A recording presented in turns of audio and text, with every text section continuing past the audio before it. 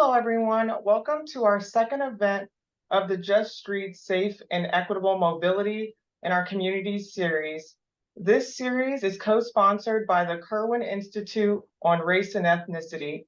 Today's guest, Jessie Singer, will explain historic and modern racial and economic disparities and traffic fatalities and how the death toll is fueled by policy and infrastructure that puts the most vulnerable in harm's way. My name is Jerica Logan, and I'm the Outreach Coordinator at the Center for Urban and Regional Analysis, otherwise known as CURA. I will be your host for this event. If you require closed captioning, you will find a box at the bottom of the screen called CC. Click on the box and select Show Subtitles. This will allow you to see subtitles during the presentation. Please feel free to submit questions at any time during the webinar in the Q&A box. We will ask as many of your questions as we can in the last portion of the presentation. And if we do not get to your question, we do apologize. If you have any questions following this event, please feel free to email me at cura@osu.edu. This event is approved for one AICP CM. To claim your CM credits, log into your My APA account on the APA website and enter the event log into your online CM event log. There will also be a brief survey at the end of the webinar, and if you have time, please provide your feedback. I am now going to pass it over to our director, Harvey Miller. Yes, hi everyone, and welcome to the second event this semester in our series on Just Streets, Safe and Equitable Mobility in Our Communities. We have two more events coming up later this semester. You don't want to miss that. On November 17th at noon at Eastern Standard Time, we'll have Jesus Barras, and he will talk about safe for whom? Mobility, justice, and biking when black in the context of traffic safety and enforcement. Jesus is an assistant professor in the Department of Environmental Science and Policy at the University of California, Davis. And then on December 1st, we'll have Veronica Davis, the Director of Transportation and Drainage Operations for Houston Public Works, longtime transportation planning professional and advocate, and author of a recent book, Inclusive Transportation, a manifesto for repairing divided communities. So again, November 17th and December 1st. To learn more about our events, go to our webpage and sign up for our monthly newsletter at cura.osu.edu. You can also like Cura on Facebook and follow us on Twitter, Instagram, and LinkedIn. So today's speaker, Jessica Singer. Jessica is a journalist and author of There Are No Accidents, The Deadly Rise of Injury and Disaster, Who Profits and Who Pays the Price. This was named by Slate Magazine, Fortune Magazine, Mother Jones and The Economist as a best book for the year 2022. And I also would add that was one of my favorite books for the year 2022. It's a very good book and a book that I've been recommending very widely for people who are interested in the traffic violence crisis we're facing here in the United States. Jessie is an expert on safe systems, injury prevention, harm reduction, and the ongoing rise in traffic fatalities, drug overdoses, falls, and other areas of injury-related death. Jessie's writing appears in outlets such as the Washington Post, The Atlantic, The Nation, Bloomberg, New York Magazine, The Guardian, and elsewhere, all the good outlets, I must add. Jessie studied journalism at the Arthur L. Carter School of Journalism at New York University under the wing of the late investigative journalist Wayne Barrett. And I'm now going to turn it over to you, Jessie. The floor is yours. Thank you. Hello, everyone, and thank you for having me. So as Harv said, last year, I published a book about the word accident and how it's been used throughout history to obfuscate predictable and preventable tragedy. The impetus for the book was the current catastrophic rise in unintentional injury-related death. Today, more people die in so-called accidents than at any time in U.S. history. These deaths include all the ways we die, short of disease and intentional violence. So drug overdoses and falls, drownings, fires, and what we're here to talk about today, traffic crashes. After decades of decline, so-called accidental deaths have been on the rise for the past 30 years. Traffic fatalities in specific have been rising for the past 10. So let's look at the numbers.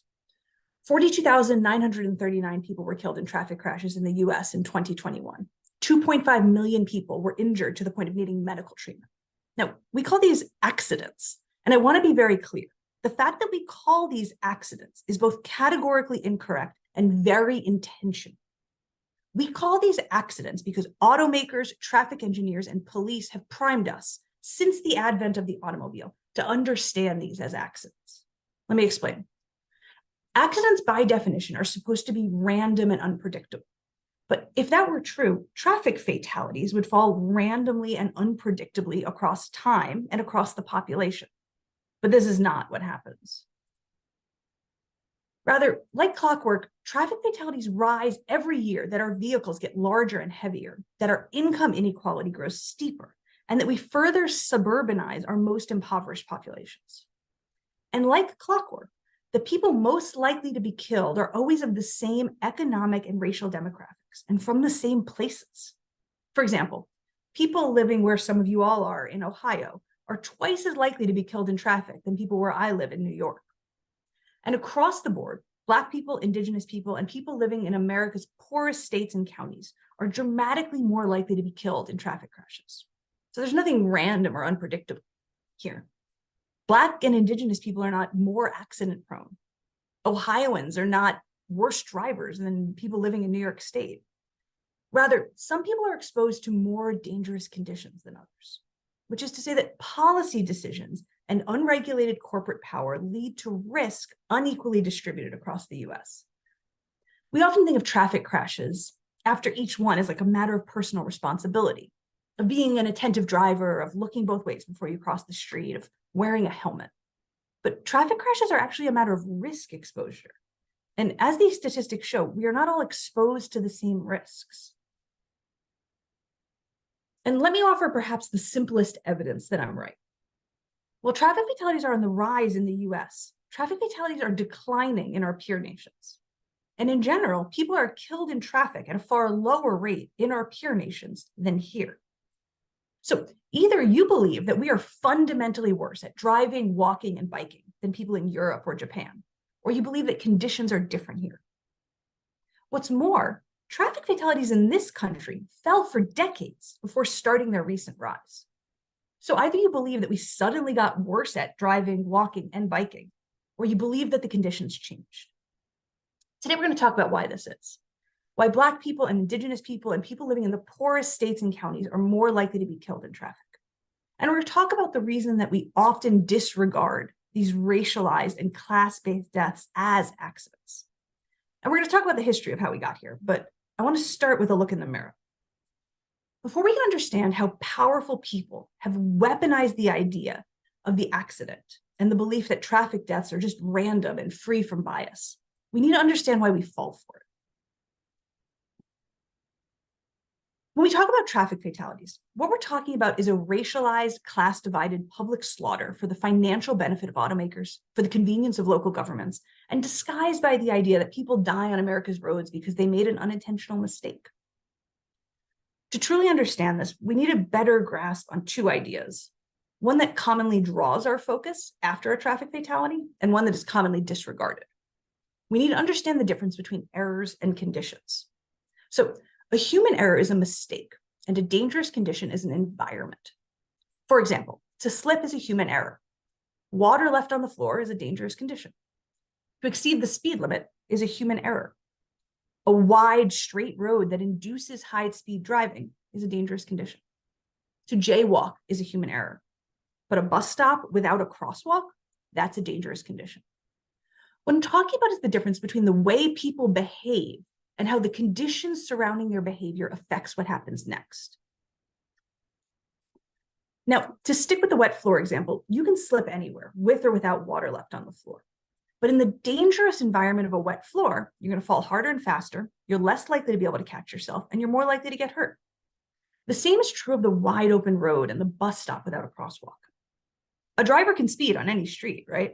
But on a wide straight road, they're going to go faster and they're going to be less likely to be able to stop in time. Jaywalking can happen everywhere, but at a bus stop without a crosswalk, it is far more likely and far more likely to get you killed. Simply put, conditions induce behaviors, and it is harder to control the harm of our mistakes in the face of dangerous conditions. And what matters is the harm. But we rarely focus on conditions. Instead, we spend loads of energy focused on error, using education and penalization to try and correct the behaviors that people naturally tend towards, while disregarding the social and built environments to which people are exposed and which often influences their behavior. And this tendency is so pervasive, you might not even notice it. For example, if a floor is wet, we put out a sign that says wet floor instead of drying it. If speeding is a problem on a local road, you're more likely to see police officers patrolling than a redesign of the road that makes it more difficult and less likely that people will speed. If someone is killed jaywalking to a bus stop, we may test their corpse for drug and alcohol use before ever considering that we need to install a crosswalk everywhere that there is a bus stop, because people need to cross the street where the bus stops. It's important to understand that there are two things going on here simultaneously. We focus on error in general as a human condition for reasons I'm about to explain. And powerful people, automakers, government officials, traffic engineers, police, have weaponized our tendency to focus on error to benefit themselves, whether that benefit is financial, social, or simply a justification of their role in society. First, let's talk about the human condition. Why are we so focused on human error? Because blaming human error is deeply comforting. If we decide that traffic crashes are people problems, then we get to think of each as an aberration, and that the system, which we use every day to travel from place to place, as safe and sound. If the problem is people, and then the system is safe, and then we are safe, and our brains are always seeking safety. It's extremely important to understand these hardwired tendencies in ourselves so we can better understand how powerful people might weaponize them. So before we move on, I want to do a quick dive into the psychology of human error. We are psychologically, evolutionarily primed to focus on human error when things go wrong. We've survived as a species because we are good at seeking out mistakes as a self-corrective measure. In the wilderness, we saw other people's failures and learned to survive. So if you notice someone was killed by a tiger while hunting in tall brush, you learn to be more cautious while hunting in tall brush, and your genes live to tell the tale. So psychologists call this hyper-awareness of error. And this hyper-awareness of error and behavior, especially when it comes to other people's injuries, the fundamental attribution error. This is a key concept. The fundamental attribution error is the near universal tendency to see your own mistakes as a product of the environment you were in at the time, and to see other people's mistakes as a problem of human error, failure, and personal responsibility. It's called the fundamental attribution error because we attribute it wrong fundamentally, even in the face of evidence to the contrary. When we screw up while walking, biking, or driving, we blame the conditions that we faced. But when other people screw up, we blame their character, who they are as people. At their core, these are comforting questions, not because they solve problems or prevent the same traffic crashes from happening again and again. Essentially, what this does is just make us feel better because it separates us from disaster and tragedy. When we ask, what did person X do wrong while walking, biking, or driving, and we produce an answer, then we're able to draw a line in the sand between ourselves and terrible outcomes. This process of deciding who did what wrong is a way of telling a bad person's story. And this is another key concept known as the just world fallacy. It is the simple and totally false belief that the world is just, that good things happen to good people and bad things happen to bad people. It's sort of a way of reasoning backwards. We look at a traffic crash and we think, bet they did something to deserve this. And that is super comforting, because if you decide that the crash was caused by person X doing something wrong, and thus that person X is bad, then you've also decided that you are not that you are good, that you would make better decisions under the same circumstances. It's a way of saying, it couldn't happen to me. So let's talk about what results from these psychological hangups. Now, imagine a person is struck while jaywalking to a bus stop where there is no crosswalk. If what happens next is that the government official in charge of that street, to comfort themselves, decides that what happened first was that a bad person jaywalked, then the bus stop without a crosswalk remains. And based on these psychological hangups, and the fact that the people who are most likely to be killed and injured are also most likely to be the least powerful people in our society, then it's pretty clear to see how we all might have a subtle, unspoken, perhaps unrecognized belief that the dead might have deserved their fate, and thus that no systemic structural change is warranted. Focusing on what happened first, identifying that human error is at best an inconsequential and largely ineffective answer to the problem. At worst, it actually sets the stage for the same traffic crashes to happen again and again.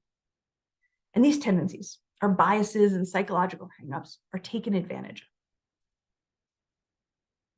Remember earlier I said that there were two things going on here simultaneously. We focus on error in general as a human condition. And for generations, powerful people have weaponized our tendency to focus on error to benefit themselves.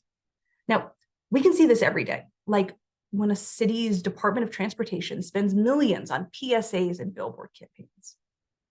This tells a story that benefits traffic engineers and government officials alike, because it says that the problem is people not following the rules.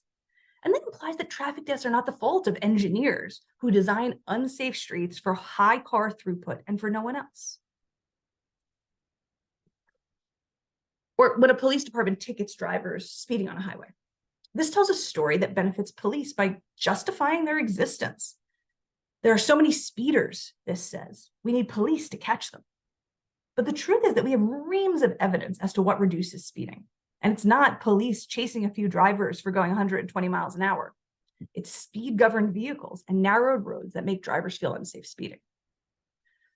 Government officials and politicians also benefit from the tendency to focus on error because it's cheaper to respond to a spike in traffic crashes if you understand it as a behavioral problem than if you understand it as a systemically dangerous condition, right? A billboard campaign is cheaper than redesigning a road. Police enforcement is already built into the budget. Blaming people is cheaper and easier than questioning the underlying system. Now, if you're thinking, Jessie, be serious, the problem here is bad behavior. Drivers are making dangerous decisions. Then let me give you just one quick example. There's a million like this, but because I like this quote, let's look at Finland. The average lane width in Finland is around 2 feet narrower than the US. So when you leave here, if you get in a car, try to imagine that your lane was 2 feet less wide. Imagine how that would make you drive. Between 2012 and 2021, traffic fatalities fell by 26% in Finland. In that same period, traffic fatalities in the US rose by 29%. Finland designs its roads to reduce the likelihood of a high-speed fatal crash by making drivers feel unsafe speeding. They control the conditions to control the outcomes and the likelihood of error. In the US, we design our roads to encourage high-speed travel by building wide, straight roads with high speed limits. And then we post up billboards telling people to slow down and ticket them when they don't. We focus on the error. Now, I've talked a lot about how we benefit psychologically from pretending traffic crashes are a matter of human error, and how locally in any given community, powerful people in the local government might benefit. But on a much larger scale, it also benefits automakers when we tell a story that traffic crashes are caused by human error. There's a long history of automakers weaponizing our tendency to focus on error to sell cars. To understand this, I'd like to look at one particular type of crash, when a jaywalking pedestrian is killed by a driver. I want to tell you how jaywalking came to be invented. To tell this story, you need to imagine what cities looked like before cars. Before the popularization of the automobile, streets and cities were playgrounds and open-air marketplaces because transportation was walking, and all other transportation moved pretty slow and took a backseat to people. People ruled the streets. But for cars to succeed as a product, this needed to change. Cars needed to rule the roads, and automakers knew this. This was a pressing problem for automakers because as cars became more popular, the question of who ruled the street was especially contentious. Cars were becoming more affordable and available. Traffic fatalities were skyrocketing, and people were starting to protest. And those protests focused on the idea that cars themselves were inherently dangerous, and that we needed to pass laws limiting the speed of cars and their access to cities. This, of course, would be wildly dangerous to automakers' ability to sell cars. So to counteract the bad press and any inkling that laws and regulations should limit automobile access, automakers set up a number of boogeymen to blame, and one of them was the jaywalker. So jaywalker is actually a portmanteau. Jay is an old word for hillbilly. So a jaywalker was a country bumpkin who didn't know how to operate on city streets. Before the 1920s, there was no such thing as a jaywalker. People who walked in the streets were just people. And today, jaywalking is illegal in every state. So this transformation took a concerted effort by automakers. And if you're looking to read about it, Peter Norton's excellent book, Fighting Traffic, tracks this story. So since cars were new and pedestrians had long ruled city streets, someone had to invent the idea that a person could even walk improperly. And automakers did just that. They bought newspaper ads so jaywalker would appear in the press. They created news services that cataloged traffic crashes, providing free information to the press while always finding the jaywalker at fault. They even bought traffic signs for cities that read jaywalking prohibited, even though it wasn't a law yet. So the jaywalker was a way for automakers to tell a story that people weren't dying in car crashes because cars were inherently dangerous, but because people were accident-prone jaywalkers. Now, obviously, this was massively successful. Today, we all think jaywalking is wrong and bad, and if you get hit by a car in the street, it's the fault of the jaywalker, not the fact that cars are dangerous machines to have in places where people walk. It's a great example of how intoxicating it can be to blame human error, and how easily we can be distracted from inherently dangerous conditions, and how drawing focus to human error can serve private interests. Now, the jaywalker is a propagandistic archetype, a way to say that accidents are caused by accident-prone people, distracted people, bad people making bad mistakes and decisions, and that the fault does not lie with the system in which those people operate. It's a way to say that the system is perfectly fine, if not for all these imperfect people. So, what happens when we apply this old story to the current state of our streets? There we can see the insidious results of blaming human error and the so-called jaywalker. Indigenous people today are 5 times more likely than white people to be struck and killed by walking. Black people are more than twice as likely for each mile walked to be struck and killed as white pedestrians. For Latino people, the pedestrian fatality rate is 1.5 times as high as a white person walking. Now, Black people, Indigenous people, and Latino people are not uniquely prone to jaywalking. These people are exposed to more dangerous conditions. For example, pedestrians are more likely to be killed on wide, high-traffic streets without sidewalks and crosswalks, and streets with limited lighting, which is to say, poorly maintained roads in poor neighborhoods, in poor counties, in poor states. People die walking most of all in places with no investment, and even the most basic traffic safety measures. And there is, of course, a correlation between race, class, and the neighborhoods which receive the least investment. And this danger is built into the very design of where people live.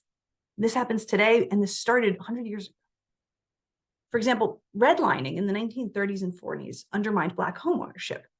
And this empowered the racist builders of America's early highways to build those roads straight through Black neighborhoods. So then the highways were a segregationist tool. But today, Black people are still more likely to live near a highway as a result. Now, those historic policies cause traffic deaths now because living near highways delivers more drivers traveling at highway speeds to residential streets. And people who live near highways are more likely to be killed in a car crash. One study found that formerly redlined neighborhoods, those graded D for lending risk by the Federal Homeowners Loan Corporation, had more than double the pedestrian fatality rate as neighborhoods graded A. Researchers even found that any given urban or suburban rail project is more likely to not get built, more likely than not to get built if it'll serve white people, and more likely than not to get canceled if it'll serve people of color. And this affects the likelihood of dying in traffic because the per mile fatal risk of rail travel is more than 20 times lower than driving. So decades after the decision to build or not build a train, people of color are more likely to lack an alternative to driving, walking, or biking on unsafe roads and suffer the crashes that result. So in these ways, policies of economic and racial segregation in one generation can lead to traffic deaths in many generations down the line. And today we're seeing new and novel economic and racial divides that are adding to the toll. For example, today the US is undergoing a trend of vehicle bloat. New cars are more likely to be SUVs and trucks than sedans. And those SUVs and trucks that we're more likely to have access to have a larger footprint, higher front hoods, and a heavier curb weight than ever before. So we're in this sort of vehicular arms race where these larger than ever new vehicles are far more likely to kill people outside the car, but also people in smaller, older vehicles.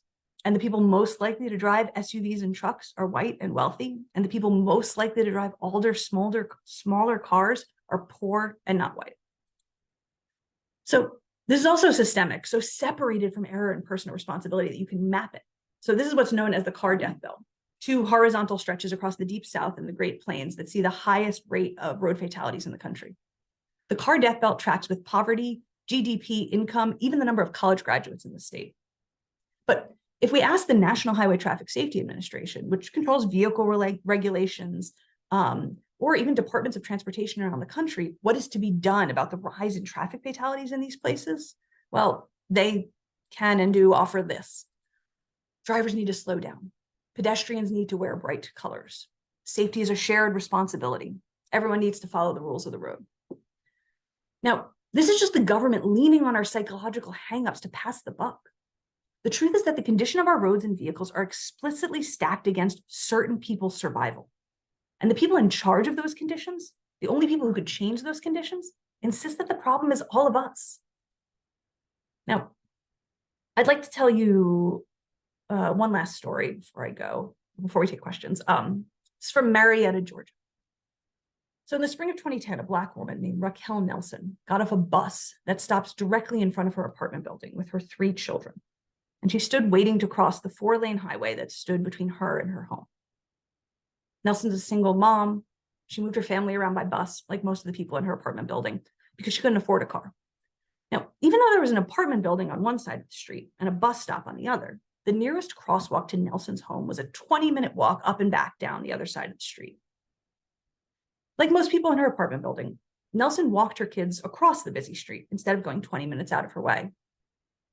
But this time, on April 10th, 2020, it was dark because the family had missed a prior bus, and her 4-year-old was carrying a goldfish in a plastic bag. There were a lot of reasons to not go out of their way. When they ran across the street, a white man named Jerry Guy ran over one of Nelson's children with his van and fled the scene. Nelson's 4-year-old child, AJ, died from his injuries. Jerry Guy was partially blind, admitted to taking pain medication that day, and had previously been convicted of 2 different hit and runs. Police eventually caught Jerry Guy and charged him with the hit and run, cruelty to children, and vehicular homicide.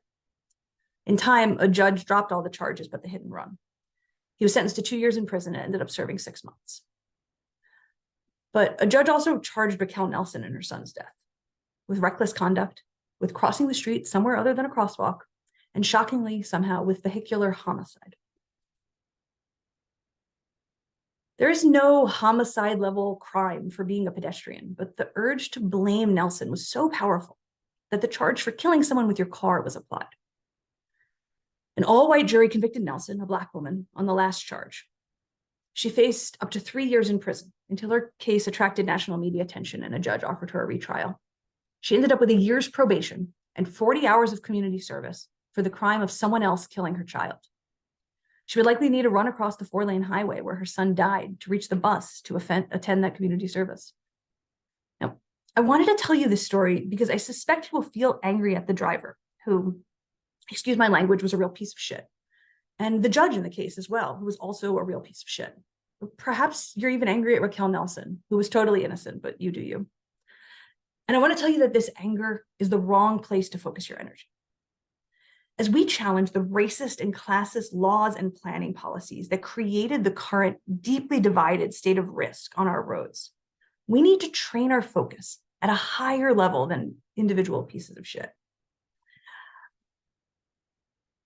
If we decide that the problem in this case is the reckless driver, or even the problematic judge, or God forbid, the innocent mother, we let the traffic engineers and planners and lawmakers off the hook. Blaming any of these parties does little to prevent the crash from happening again, because the blame fails to address the dangerous conditions that produced this crash, namely the absence of a crosswalk at an intersection that people need to navigate if they ride the bus. Raquel Nelson lived in a suburb built for people with cars, but she couldn't afford one. There was a bus stop, but no crosswalk. There was an apartment building and an intersection, but no traffic light. There was a 4-lane highway, but no easy way across. Now, this is a systemic condition.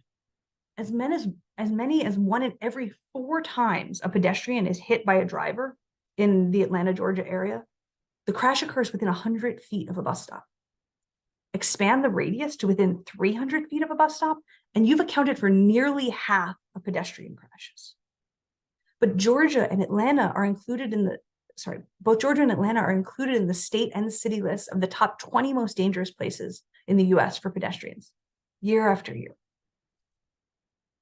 Now, After the crash, a team from Atlanta traffic operations went to the site to investigate. And that investigation consisted of counting the number of pedestrians, such as Nelson and her neighbors, who needed to run across the street. They decided that they would not install a crosswalk for Nelson and her neighbors. In doing so, they were acting on the guidance of Federal Traffic Safety Manual, which says that unless 100 people are risking their lives running across the street every hour for 4 hours, or 5 people, such as Nelson's child, are being hit by cars in a year, then it's not warranted to install a traffic signal on a crosswalk. Another way to understand this is that solving the problem, installing a crosswalk, would be tantamount to admitting that there was a problem with the conditions on the road, that cars were dangerous, that the streets were dangerous, that people, even jaywalking people, even people who ride the bus, had a right to the road. But blaming the driver or the mother who lost a child made all that disappear. It made it about the errors. Fixing the problem means there is a problem. Blaming someone means there's no problem at all. Raquel Nelson's story is the end result of a long line of work by automakers and traffic engineers and government officials to train our focus away from the inherent danger of cars and traffic into the idea that personal responsibility will somehow save us all. The jaywalker is an old idea, but today these old ideas have been weaponized to explain away the deaths of people who have the least power to defend themselves. And we fall for it, perhaps because we are biased against these people too. Look, if you drive an old car, you're more likely to be struck and killed by the driver of a new car because automakers have been pushing larger and heavier vehicles onto the market for the past decade because they can charge more for them with predictably deadly results.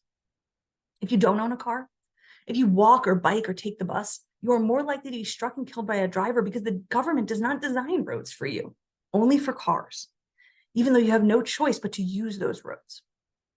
And because it's cheaper and easier, because we are psychologically primed to do so, and because automakers and police officers and traffic engineers and your local elected officials so readily push the idea, you're more likely to think that all these deaths are not the systemic result of structural inequity, but 40,000 people a year dying because they made unique, individual mistakes and bad decisions, ones that you would have made differently if you were in their shoes.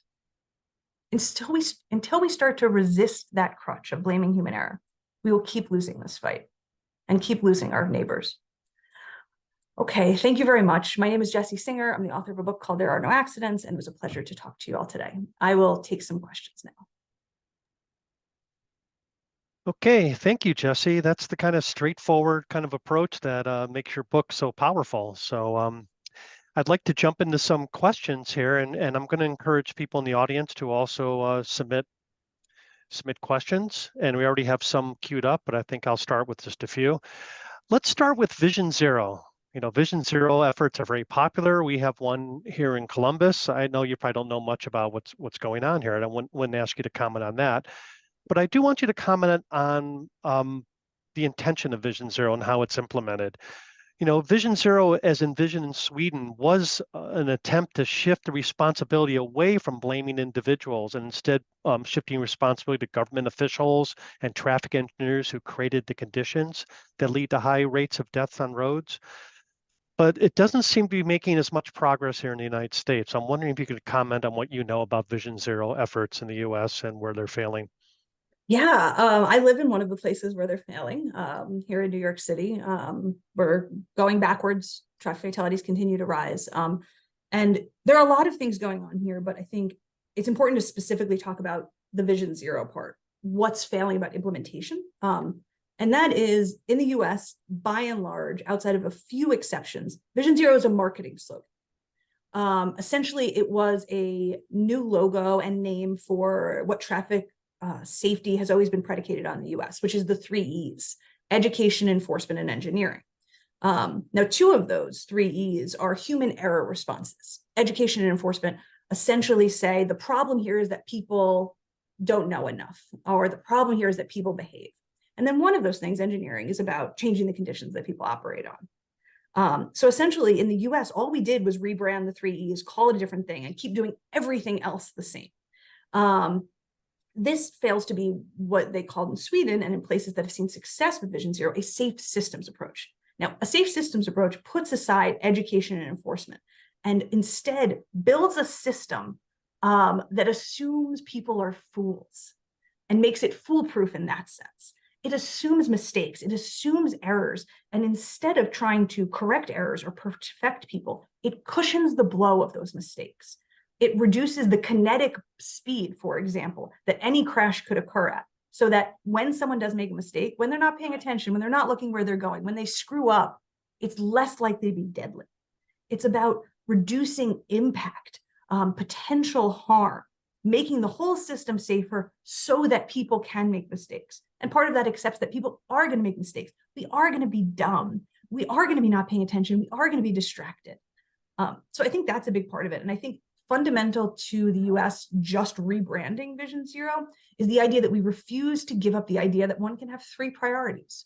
In Sweden and in other European countries that have succeeded with Vision Zero, they said, you know what, we have 1 priority, and that's saving lives. But in the US, roads are designed with 3 priorities. No one dies, no one is late to work, and none of it costs too much. And as long as we keep those last 2 priorities, as part of our basic design elements of every road, people are going to continue to die because you can't have 3 priorities. There's no such thing as 3 priorities. So looking specifically at the implementation of Vision Zero, that's really where I always see the failure. I think one smaller element of that, which we probably will get to and probably applies in lots of places, is when we do make a safe systems approach street, we just do it on one street. We see a place where a fatal crash occurred and we fix that one street. And then the street next to it and the street next to it and the street next to it that are the exact same design. We don't do anything on those. And so I think a core element of Vision Zero, as it was envisioned in Sweden, was if a 4-lane road kills you, then every 4-lane road is suspect because it's understood that the design conditions are what is begetting the deadly behaviors. Right. I noticed that a lot of Vision Zero efforts focus on the high injury network in the city, when in fact, those are just where they happen to be concentrated when the same road designs exist in other places. And, we may just be shifting the pattern, basically. You mentioned about foolproof systems, and that reminds me of a quote you had in your book. Sooner or later in any foolproof system, the fools are going to exceed the proofs, which I think is true. So given this, what do you think about like autonomous vehicles if they ever happen? You think that's going to solve our problem or just open up another can of worms?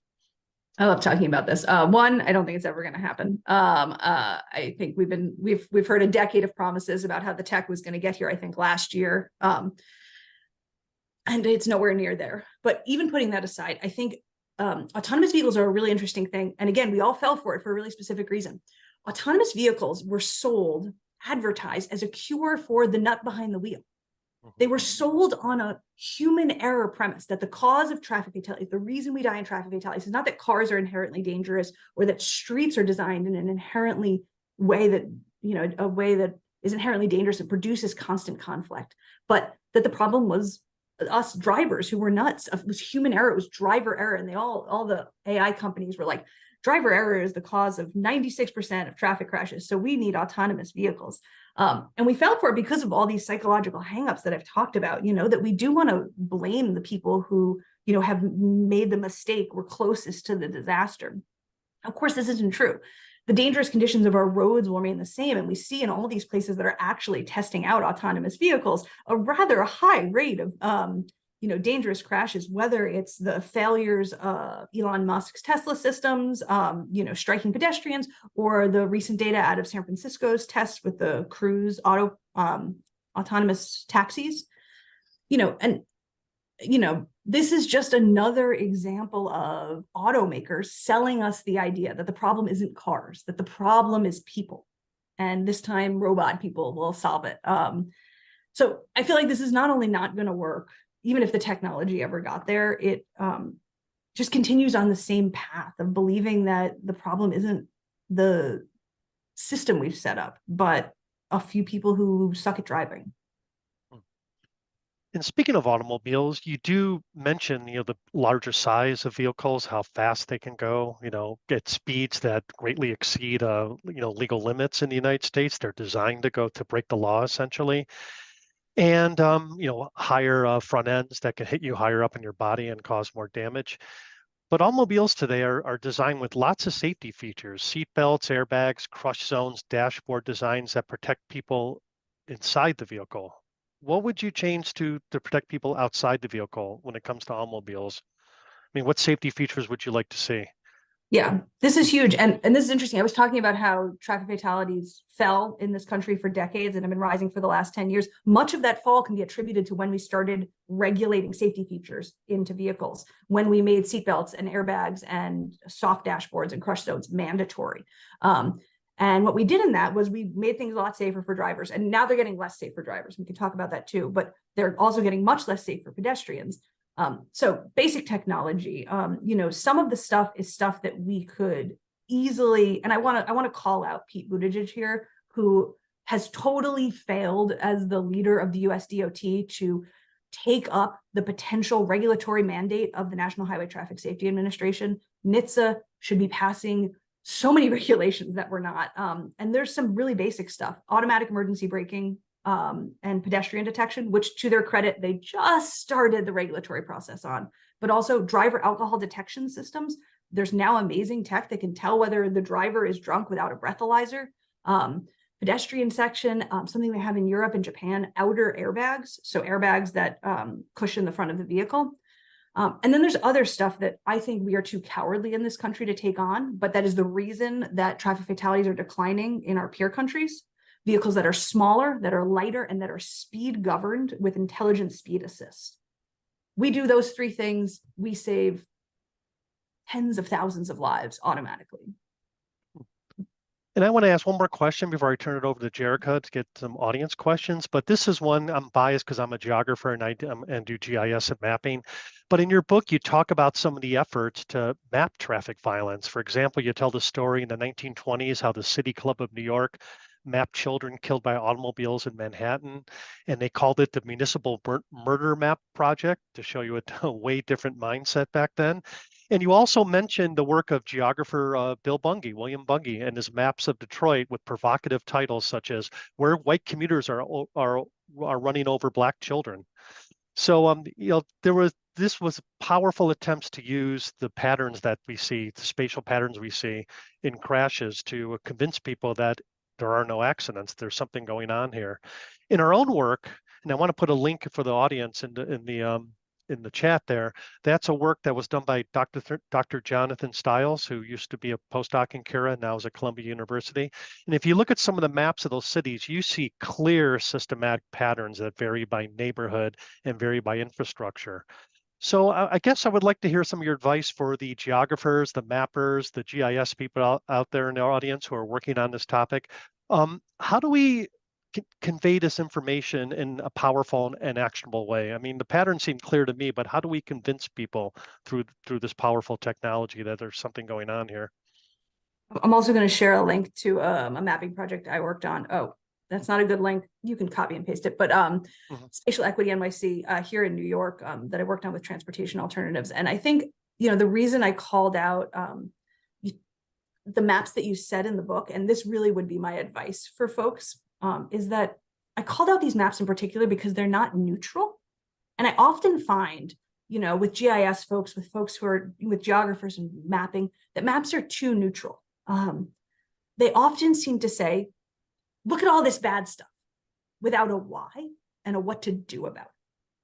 We think that the data is so powerful, that the map is so powerful, that the representation of the bad is so powerful that it will do the work for us of trying to change it.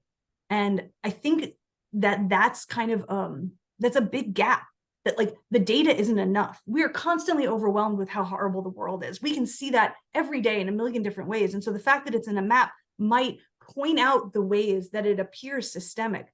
But I think for people who don't live in the world of maps, we really need to connect the dots. And so like Where Commuters Run Over Black Children is one hell of a title, and a lot more powerful title than racial inequities in pedestrian fatalities in the Detroit area. And, what was happening there was a refusal to say that anything of this is neutral. And, in the detail on that map, he talks about why. He talks about old road design that weren't changed because of racism. I think it requires a little bravery, which, maybe, and a little political directness, which is a little outside the world of like data folks. But I really do think it's worthwhile pointing out like explicitly what this map says how it got that way and what it'll take to change it. Because like even your elected officials, and this was something we tried to do with this mapping project I just shared, Spatial Equity NYC, was to present solutions to those elected officials, but also make those elected officials see by ranking. We like ranked every city council district, for example, on traffic fatalities and vehicle speeds and air pollution, so that you saw like you were the 51st worst traffic, district in the city. And that really gave you an impetus to fight for something better like your neighbor community had. Great answer. Thank you. I'm going to turn over to Jerica now. We have a ton of questions. Yeah. So please go ahead, Jerica. So I'll start off with this first question that says, OSU campus is so sprawling that there are many points where pedestrians necessarily interact with car traffic, but in particular, High Street always feels dangerous to maneuver either as a pedestrian or a driver. How might a large student body be mobilized to see themselves as active participants in their community and infrastructural organization? And how can we encourage otherwise temporary residents, many moving elsewhere after graduation, to see themselves and input well-being as equal to long-term residents? That's a extremely tricky, especially that last part is like a tricky thing that you're trying to solve. But I think something that happens, and like I wonder if I could like help you take a step away from the like temporariness and more the thing that happens when you are a pedestrian, which is that you already know that you're powerless, right? You know that it's on you, that your safety is your caution. Same thing with cyclists, that you are at risk and that the roads aren't built for you. And so I would wonder if there's something to be done around organizing people around that identity of a person who walks in a way that is social and fun and like appeals to, people who are in college. Critical mass rides are something that I always believed in. Critical mass is last Friday of every month, all the cyclists meet at this spot and we're all going to ride together. And when we all ride together, suddenly we're powerful. We're as powerful as the cars. We're more powerful than the cars. The cars have to wait for us. And what's good about it is it's social and fun, but it also shifts your perspective on your rights and what you deserve and how your power is maintained on the road. And I wonder if there's something to do with that, and the same as pedestrians, where you're making a social environment around maintaining space collectively and demanding it where you can. But I do want to acknowledge that's a challenge. Thank you. So our next question I'm going to ask is, I'm interested to know if your studies included the growth population. An example, the aging of Gen X and Gen Z, which rapidly added drivers to the roads. Is there a correlation between the recent growth in accident numbers and addition of licensed drivers on the road? Likewise, newer cars are more electronically aware of driving conditions, which reduces the need for driver to pay attention and to be more personally aware of their conditions. Generally, road conditions don't change much in urban and stable suburban areas. So an increase in accidents would lean towards human error, which includes a poorly maintained automobile, human error induced condition, and a psychological issue and a sheer volume issue. So a large question, but however you would like to answer that. Yeah, I mean, so all of the recent increases in traffic fatalities are a matter of they're increasing in rate and number. So it's a per capita issue. So it's not necessarily like a growth in the number of licensed drivers on the road. And while some newer cars are more electronically aware of driving conditions, this is a sheer minority of cars on the road. First of all, it's not regulated, these technologies like electronic lane assist. So every new car does not have them. You have to pay extra for it. But even if you do have it, cars on the road, and this is where I get at, and you said that the questioner said that a poorly maintained automobile is a human error induced condition. And I would argue that that is not true. Wealth inequality is increasing. wages are stagnated, poverty is increasing. The average age of a car on the road is getting older. And that's because the cars last a little longer, but it also means that the average likelihood of a car on the road to have advanced safety features is less and less likely. And so what we're seeing is an increase in people dying in their cars in this sort of arms race where they drive a small car that's older or cheaper, a Kia, and they are being killed by a larger, more expensive car. And so we're seeing this strict economic stratification. And so while I would love if everyone had the safest car on the road, we have to recognize until NHTSA is willing to be brave enough to do the regulatory work that is their charge, then that will always be a matter of economic conditions and of economic disparities that divide all of the drivers on the road. Thank you. And I see a really cool question. One is asking, I was wondering if you could talk about the role of automated enforcement in reducing traffic fatalities. There's data that suggests well-implemented programs do in fact change behaviors, and the traffic fatalities decrease along with the treatment of corridors. While fines can and should be used for design changes that reduce dangerous conditions. So your opinion about automated enforcement and fines? I love this question. I appreciate this question because I feel mixed about automated enforcement. All right, so here's the truth.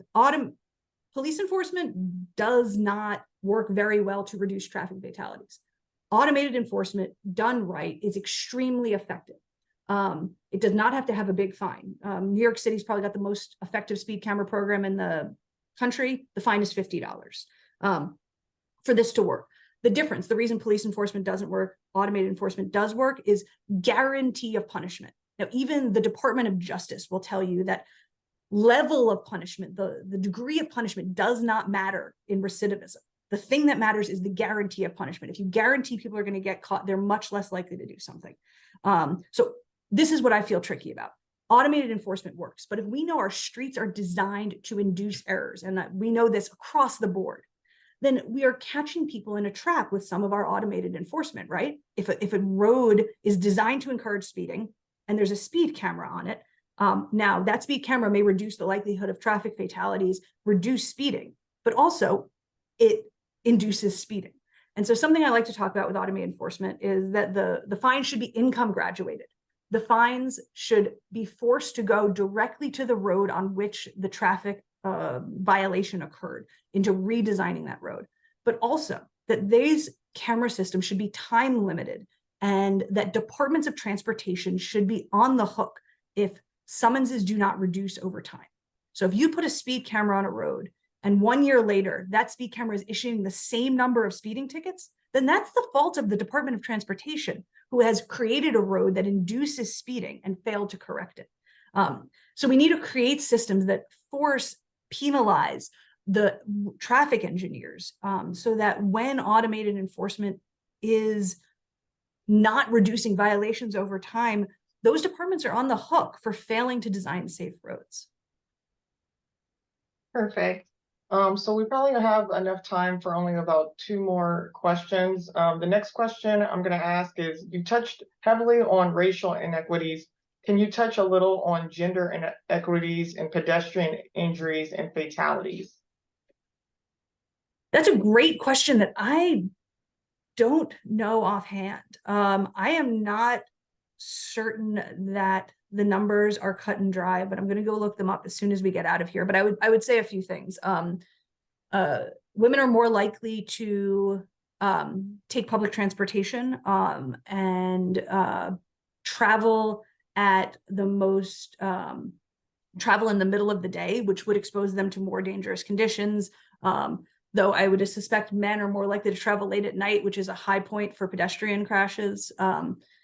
So it might actually equal out. But I think also one thing that might complicate it is I would suspect men have a slightly higher pedestrian fatality rate because of rates of traveling at night, rates of traveling to work in impoverished places, with contrast with people who, but that doesn't include women who are more likely to take public transportation as caregivers. I've totally not answered your question. I've thought about it a lot out loud, and I'm going to go look it up when we get out of here. Thank you. So next, it asks, you briefly touched on the MUTCD in your presentation, but I'd like to hear your thoughts on the reliance of traffic engineering in the community on the MUTCD and the reluctance of the FHWA to make more meaningful changes there. Yeah, that's true. I think we saw a really brave effort by a lot of like smart, well-minded traffic engineers in the recent years to try and reform the MUTCD. There was a lot of hope there, but I think I interviewed, of any profession, the people I interviewed more for my book were traffic engineers, because I really wanted to understand why, if you know better, and you seem to sometimes know better, do you keep designing roads this way? And, I heard it again and again, these are the rules, liability, these are the rules. And I think, in truth, what we see is traffic engineers are protected by the MUTCD. They're protected from liability. They're protected from responsibility. And when it comes down to it, the type of people who become, this is an engineer said this, so please excuse my bias, but an engineer said, listen, people who become engineers are people who like rules. They like to follow the system. They like a structure. That's the whole point. And so until we change that structure the way they did in Sweden, until we change the things that the MUTCD writs into law, that for a vehicle, that vehicle throughput matters more than anything else, that the ability to cross the street always has to come second to vehicle throughput, until we shift those ideas and say the seat of responsibility has shifted from these individuals who might break the rules to traffic engineers, and the priority of these roads has become saving lives before cost, before getting to work everyone on time, until we shift those basic ideas as a country, then the MUTCD is just a book of excuses for continuing to do what we want to do. Perfect. Okay, great. Thank you. That's probably a good note to end on, so we can finish right at 1 o'clock.